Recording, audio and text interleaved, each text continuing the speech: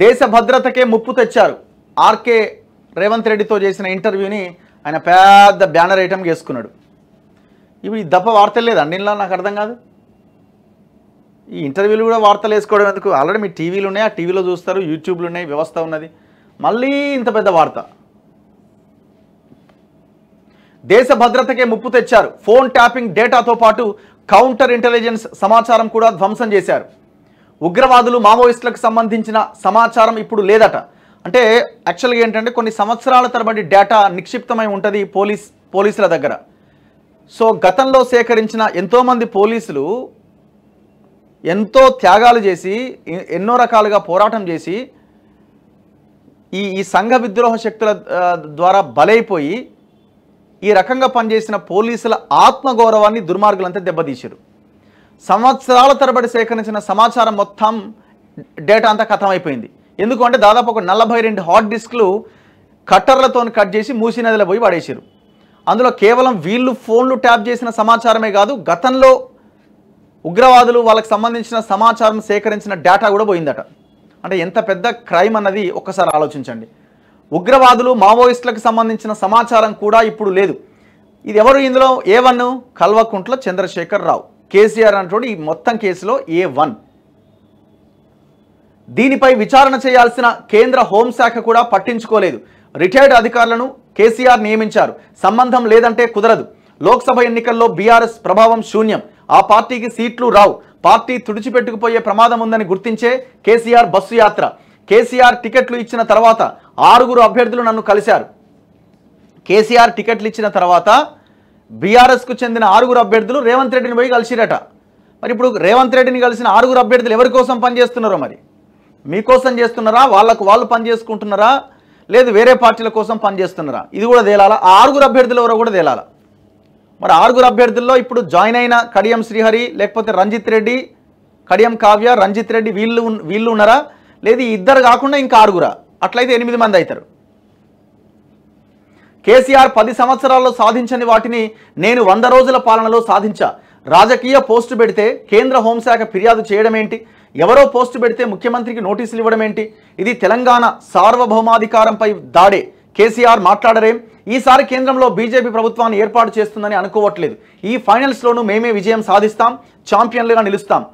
ఒక narrative build చేయడంలో Congress fail అవుతున్నది 100%. కేంద్రంలో కూడా మేమే అధికారంలోకి వస్తామని చెప్పే ఒక నెరేటివ్ని బిల్డ్ చేయలేకపోతున్నారు. ప్రజల్లో ఆ కాన్ఫిడెన్స్ని కల్పించలేకపోతున్నారు.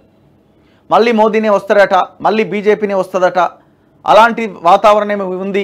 ఇప్పుడు మీరు ఫస్ట్ ఫేజ్ సెకండ్ ఫేజ్లో బీజేపీకి అనుకూలత లేదు అని ఇంటర్వ్యూలో అక్కడక్కడ చెప్తున్నారు. కానీ ఆ విషయాన్ని ప్రజలకు చెప్పడంలో మీరు ఫెయిల్ అవుతున్నారు. ఎక్కడైనా ఒక స్పీచ్ వినిపియండి.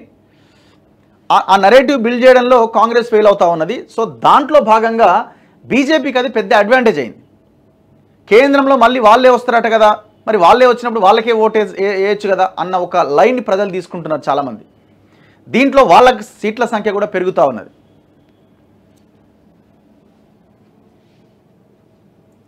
కాంగ్రెస్ అధికారంలోకి వచ్చిన మర్నాడు ఎస్ఐబిలోని అధికారులు అక్కడి సర్వర్లు, కంప్యూటర్లు, హార్డ్ డిస్క్లను రంపంతో కట్ చేశారు. వాటిలో ఫోన్ ట్యాపింగ్ సమాచారంతో పాటుగా 40 ఏళ్లుగా కౌంటర్ ఇంటెలిజెన్స్ కోసం సేకరించిన సమాచారం కూడా ఉన్నది.